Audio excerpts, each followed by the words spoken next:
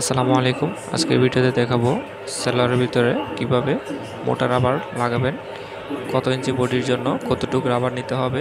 তো সম্পূর্ণ ভিডিওটি দেখবেন মনোযোগ সহকারে।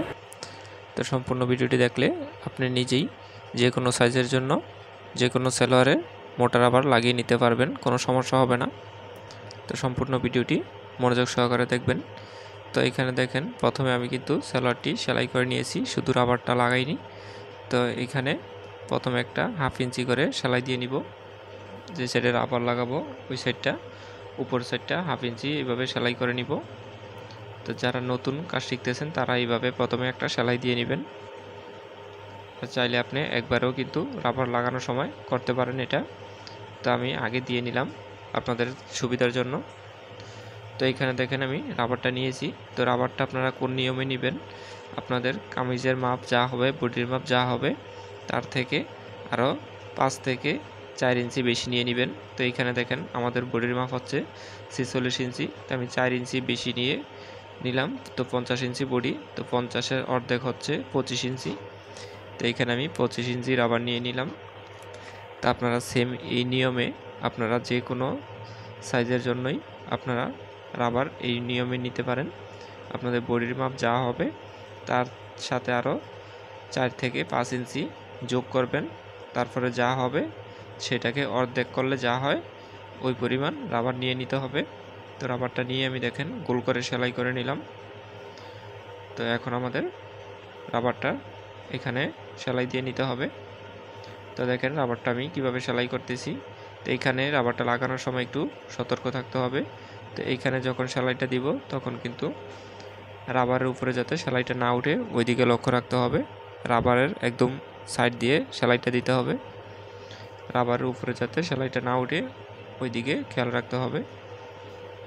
যদি রাবারের উপরে সেলাইটা পড়ে তাহলে কিন্তু রাবারটা আপনাদের যে কাপড়টা আছে কাপড়টা কিন্তু সুন্দর করে এদিক সেদিক নিতে পারবেন না।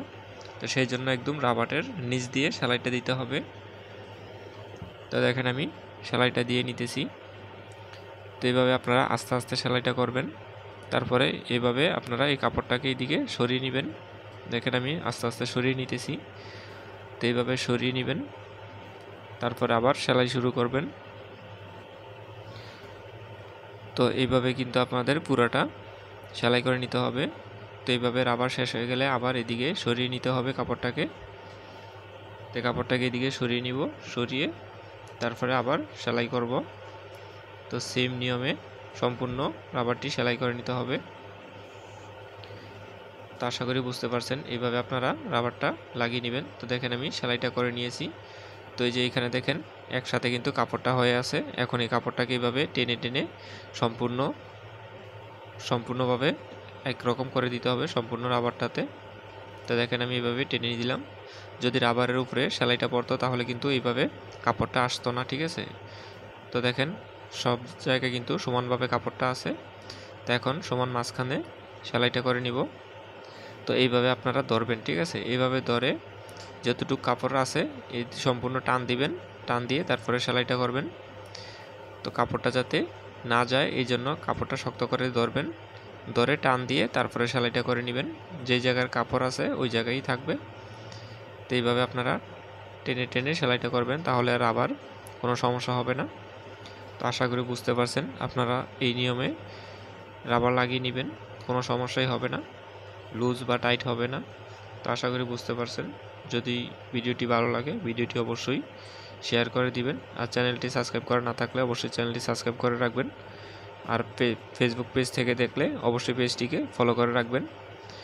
তো দেখেন আমাদের কিন্তু রাবারটি লাগানো কমপ্লিট হয়ে গেল। তো অবশ্যই ভিডিওটি কেমন লাগলো কমেন্ট করে জানিয়ে দিবেন। আর আপনি কোন জেলা থেকে দেখতেছেন অবশ্যই কমেন্ট করে জানিয়ে দিবেন। আল্লাহ হাফেজ।